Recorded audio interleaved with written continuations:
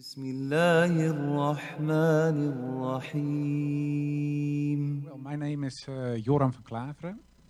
I'm from the Netherlands, and I used to be a member of the PVV. It's probably a party that you do not know, and if you do know, that's something special to know. It's the party of Geert Wilders. Maybe you've ever heard of him, the guy with the blonde hair. It's not his real hair color. I know. But he founded the party in 2006, and it's called the PVV, the Freedom Party of the Netherlands. And the main goal of that party was to make sure that Islam was not able to grow in the Netherlands, and later on it was the purpose was to ban Islam from the Netherlands in total. Well, I'll come back to that later. Maybe it's interesting that I introduce myself a little bit. My name is Joram van Klaveren, as I said, and I grew up in a very Orthodox Protestant environment. My mother and father were members of the Reformed Church. I have an older brother, a sister, another younger brother. We went to church. We read the Bible. We did all the things that normal Christian people do. But we were we were members of a very strict denomination of the Christian Church. So other religions, were gone astray, in the opinion of the theologians of my church. So that's something that it was not explicitly said, but it's something that you learn during the days that you get raised till let's say 16, 17. So I had a certain religious bias towards Islam, not specific Islam, but other religions in general. But Islam was certainly not an option to look at in a positive way whatsoever. I studied religion, comparative religion, when I got older. I went to university. But you take, of course, the things you learn in your upbringing with you. So that's something I did too. I became politically active after 9/11, because September 11, 2001 was the first day of my study of comparative religion. So it was a strange kickoff. After that, we had a murder in the Netherlands. Maybe you've heard of it, Theo van Gogh. He was murdered by a jihadist, a lady who is active in the United States as well, who's from the Netherlands, akhirnya Ali. She was in parliament when I was an assistant of a politician back then. So the whole sphere in a political sense and in a social sense was very anti-Islam. Of course, you had the terrorist attacks in London, Madrid, etc., etc. So there was a certain time that the view that people had when it came to Islam became a negative and more negative. And I think that another thing that's very important that played a role in the way I developed myself is the fact that in Europe there is a historical bias towards Islam because of the historical clashes. And we have crusades from the Christian church towards the Islamic world. There are attacks from Ottoman Empire, for example, on the Christian part of the world. So there have been clashes for hundreds of years, one side, the other side, and the other way around. And the combination of those things, the start of my comparative religion study at September 11, 2001, the fact that Theo van Gogh was murdered, my upbringing, and I think the historical bias of Europe when it comes to Islam, the combination of those things made me want to become politically active. And I was searching for a party who was most anti-Islam, I found that that party. There was Geert Wilders from the PVV, and I did everything I could. When I became a member of parliament, it was in 2009, 2010. So that's way back, and the last I think 7, 8 years of the 7, 8 years after that, I did everything that I could to stop Islam from growing. I tried to get legislation to ban Islamic schools in the Netherlands, to ban all mosques, to prohibit reading the Quran. So, and in one time we made legislation, or we tried to make legislation to ban Islam in general from the Netherlands, of course, and alhamdulillah, it didn't work. But that was something that we tried, and I left Islam. Sorry, I left the political party, the PVV, in 2014, 2015. And that was because it was an anti-Islam party. But in 2014, 2015, Geert Wilders was active at a rally, a right-wing rally, and he asked the people, do you want more or less Moroccans? And the whole crowd shouted less, less, less. And then he said, okay, I'll make that happen. And that was, for me, it was a point that I thought, okay, I'm still anti-Islam, but this has nothing to do with anti-Islam anymore. This anti-Moroccans. So I asked him to take his words back or change it or do whatever to play it down a little bit. He said, no, why should I? So then I left. And in 2017, I stopped politics in general. I do something else now. I work for the radio and teach and other things. No politics anymore. But there was one long-held desire that I had, was writing an anti-Islam book, because I was still anti-Islam, only not active in the politics anymore. And I was, I thought it would be very. It would be a very important thing that all the things that I said and that anti-Islamic people and groups say, that we have a theoretical basis with great grounds, so we can point to the book when people have discussions, and we would solve the dispute about Islam. Is Islam a religion of peace, or is it something very wrong and evil when it comes to Europe or the West or the world in general?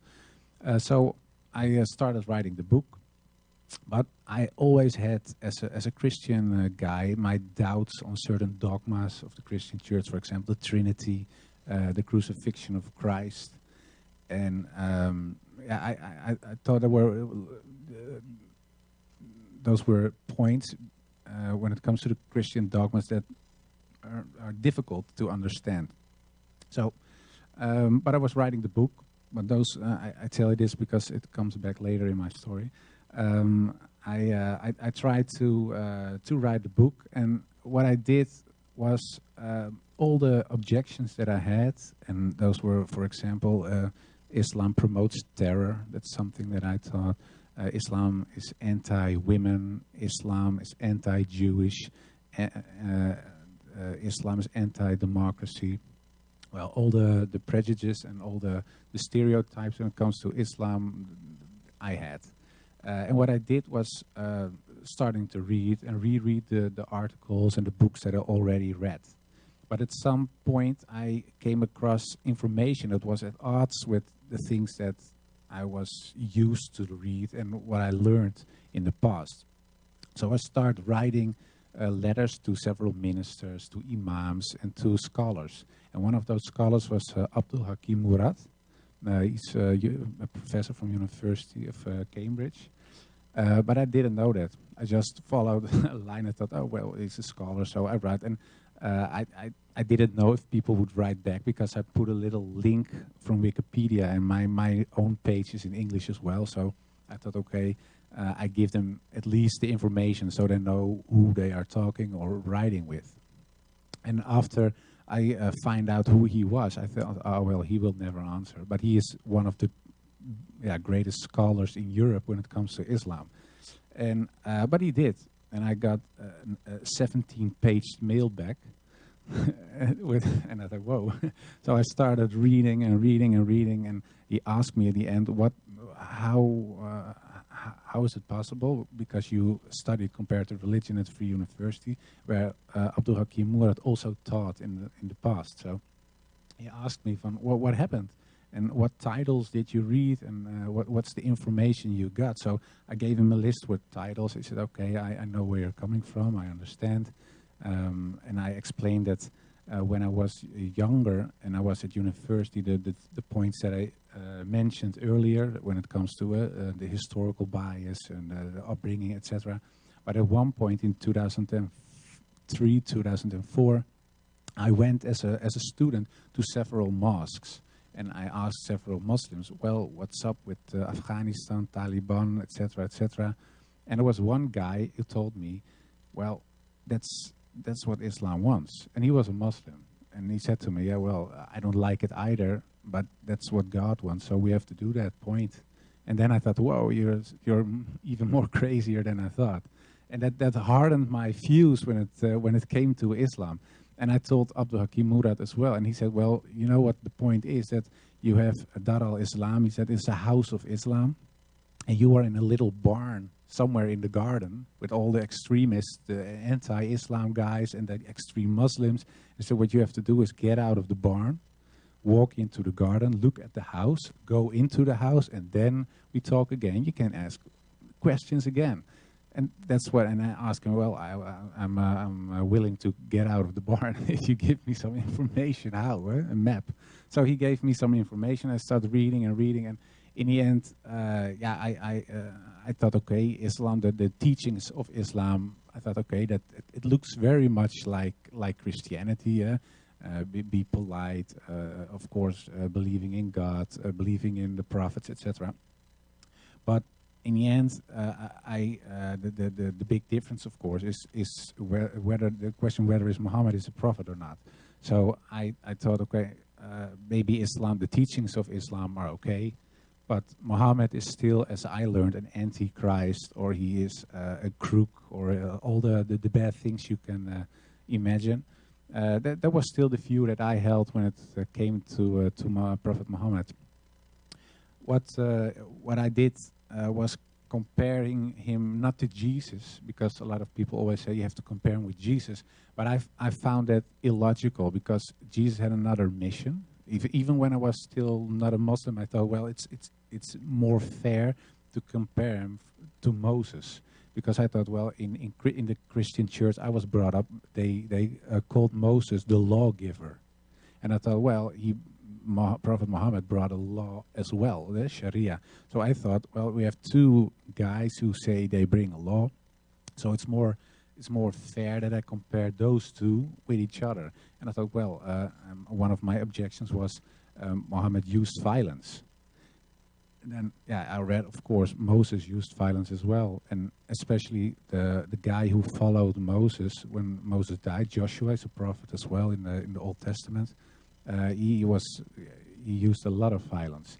And when I compared the teachings when it came to war between the Bible and the Quran, I found out that what the Quran, for example, says, you cannot kill women, children, now all the things you probably know. But in the Bible, there are passages that say the opposite. They say you have to kill women, kill them all. And of course, let's be happy that's not what the most Christian churches teach. But there are passages in the Old Testament that say that you have to wipe out everything, even the grass. So everything has to be erased. So I thought, okay, when it comes to violence, I can no longer say that Muhammad, because he fought a war, and it was a defensive war, that he is no prophet if I accept Moses and Joshua, for example. So, okay. And then I went to another point and another one, and all the points that my objections against Muhammad, when I compared it to other prophets, I had no grounds anymore. So in the end, I thought, well, maybe they are all no prophets, or Muhammad is a prophet as well. And that was a point for me that I had to look into my heart to see, I still believe in God. Well, if you believe in God, why do you believe God? There is a revelation. If I believe in a revelation, that the revelation is brought by someone or someone's. That's not an English word, but by people. And those people we call prophets. So I thought, okay, then Muhammad is a prophet. And then I realized, well, if I say Muhammad is a prophet and I believe in God, then there is a problem, because then I would be a Muslim, and that's not still something I didn't want to be. And so I talked to a lot of people, and they say, yeah, well, if that's the case, you are a Muslim, whether you like it or not, or you must stop believing in God or something. But I couldn't, and then I thought, okay, I just park it and I don't do anything with it, and I'll leave it for what it is. But yeah, if you are a believing person, whether you're not a Christian or a Buddhist or a Muslim, you want to do something with the things you believe in, especially when it's the core or the cornerstone of your life. And it was still so. I believed in God, and I thought, yeah, I want to abide the laws of God. I want to do something that is good.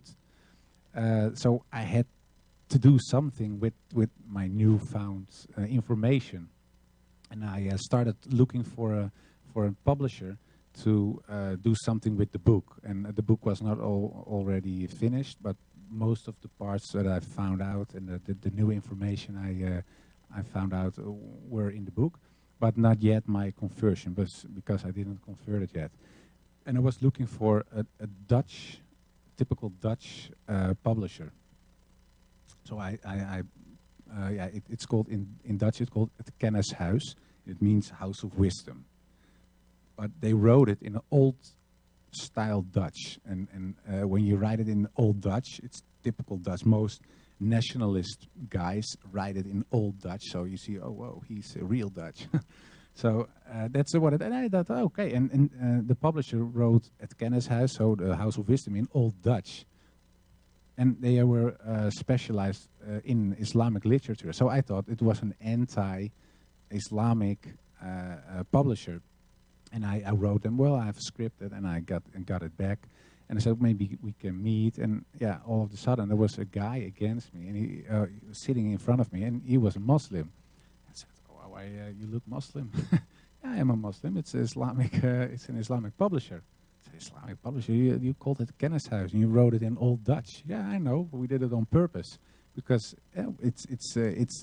we're in that way we try to reach out for people who think that Islam is not compatible with the West or with Holland in this case. So we start talking. I told him where I was, that I believed that Muhammad probably was a prophet, and I still believe in God. He said, well, you are a Muslim, but you don't know it yet. So I start reading, and it took a couple of months, and after those months, we were eating at home by the publisher, and there was an imam with us and some other guys, also non-Muslims, and the imam suddenly asked me, do you believe in God, yes or no? I said, yes. Do you believe Muhammad was a prophet, yes or no? I said, yes. I said, well, we take the Shahada now, or is it something you do not want to do? And then I said, yeah, I think deep in my heart I want to do it, but I cannot do it because, of course, because of your family, and yeah, because I was a right-wing nationalist. I cannot become a Muslim. That's ridiculous. But I did, and it made me very happy, and I'm still very happy today. Unfortunately, a lot of people in my family, of course, are a little less happy when I did it. And some Muslims ask me, "Well, aren't you mad at your family, or why aren't you disappointed?" But I'm not, because especially my mother, she was very sad, and she said, it's not because I'm sad because you became a Muslim. She said, I would also be sad when you became a Buddhist, because yeah, she thinks Christianity is the truth, so she was worried for my soul. So I couldn't be, in the first place, it's hard to be mad at your mother, but especially when somebody is mad or sad out of love. So that's something that I always try to remember. But there are a lot of, yeah, of course, the old supporters of the political party I was active in, yeah, who are not so happy. The usual debt threats and stuff like that. But that's not something that holds you back, because yeah, it made me very happy. And the doubts I had, is that what I told about Christianity, the doubts I had when it comes to the Trinity of God and the crucifixion, the fact in Christianity people believe that God had to sacrifice Jesus Christ so he could forgive the world. But at the same time, in the Bible, it says that God is almighty and does what he wants to do. And I always thought as a child, well, if you are almighty as God, why can't you just forgive? Why is there a son who had to die before you can say, okay, I forgive? So I thought it was illogical. I still think Christianity is a nice religion. Only I didn't believe the truth with a capital T. It wasn't there for me anymore. And strangely enough, when I was writing the book, I got Islamic answers to Christian questions. And yeah, that was a point for me that I thought, yeah, it gave me a lot of rest, and my heart and my head resonated. And that's something that I didn't have before. So when I felt that, and of course you believe it, yeah, that made me in the end deciding to become a Muslim, and that's what I did, and I still am, and I'm very happy. That's in short the story. So